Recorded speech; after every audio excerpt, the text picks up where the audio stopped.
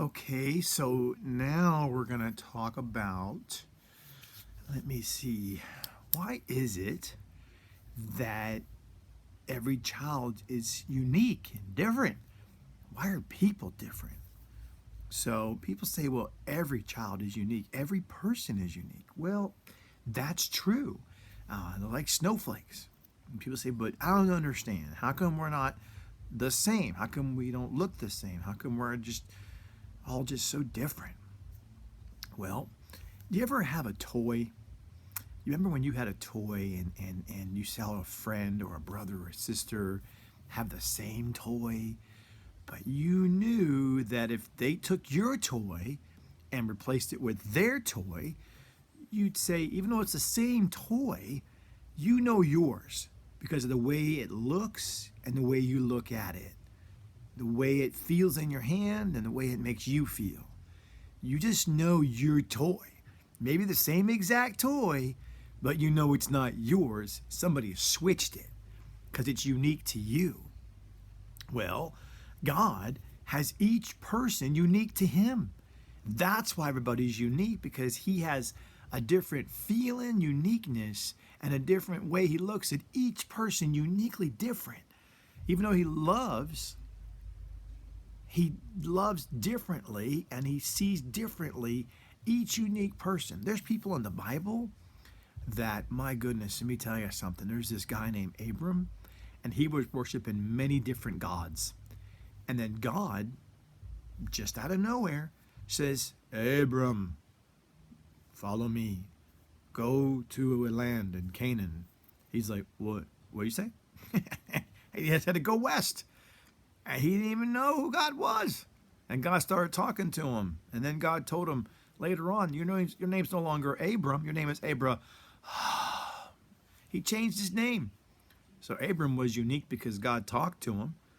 And Abram was unique because later on God changed his name and he became the father of everybody who believes in the one true God, whether you're people of covenant or people in testament, people that believe in God, all come through Abraham. And he's unique because God, how he looked at him and how he felt about him was just how God wanted to choose him differently and uniquely among everybody else. And each one of us is unique to God in a very special way that's unique to him. How he looks at us, how he feels about us is uniquely different for each person. It's so really cool.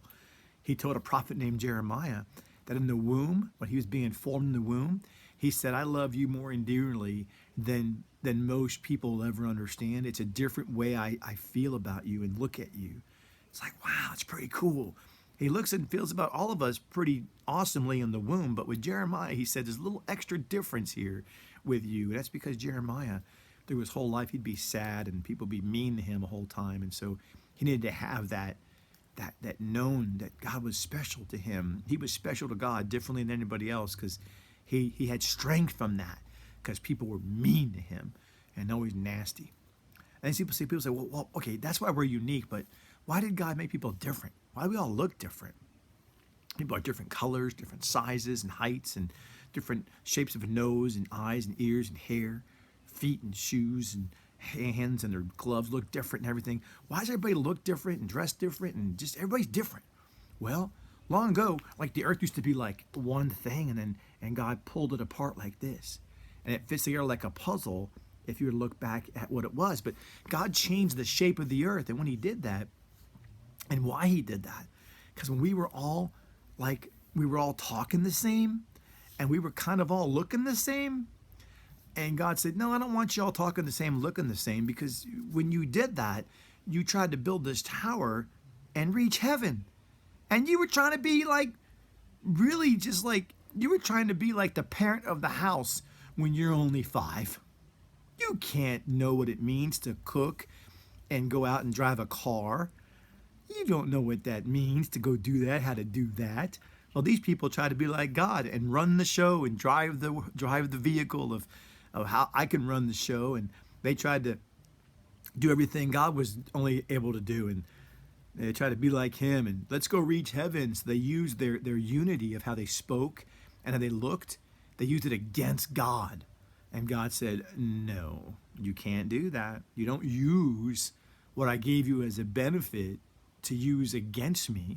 I wanted you to be in unity, to praise me and serve me, and yet you used it to defy me and rebel against me. So God said, okay, I'm going to divide up the earth, and when I do, you're all going to go to different places. And being in these places for such a long period of time, thousands of years, your pigmentation of your skin's going to change. The way you talk will change. And then the language is one way. And then how you say the language, what they call your dialect, that'll change. And we're going to change how you just have your culture, which is how you cook, how you dress, how you do certain things will change, because I'm going to separate you and change your languages, and you won't be able to communicate anymore. And because of where you're at on the globe, on the world, I'm going to put you in different places so that some people will be closer to the sun, people are higher in the mountains, some people in the plains, and that's going to cause the sun to have different effects on how you look, because if you put something in the oven for a long time, for example, it gets darker. Well, when you live closer to the equator for a long period of time, it starts to change your pigmentation of your skin. And if you live closer to the mountains for a long time, at the beginning of humanity, it would change you to be lighter skinned. And those are different things. But those aren't bad. Those are all beautiful things. And why did God do that, though? We say, well, God did it because we tried to use it against God, but God already knew that. So what he really did it for is to remind us, just like when you go outside, and just like when you like different candies and chocolates, and you like different types of birds and butterflies and flowers, they're all different colors. Don't you like it when the seasons change? Coming up in the fall, we have different leaves change and flowers are different colors. Don't you like crayons being different colors? Well, God likes to look down like a kaleidoscope, and he goes boom, boom, boom, boom, boom, boom, boom, and it all changes the colors of all how he sees us, and it's beautiful to him. We're the ones who make it into a bad thing. God says, no. Different colors of how you look and how you are bigger and smaller and wider and shorter and different hair and different eyes. That's all beautiful to me. God loves that. He loves the different dynamics, if you will, or the different ways that we look, because it brings more brilliance and beauty to what he calls the uniqueness of each person and why people are different. I hope that makes some sense.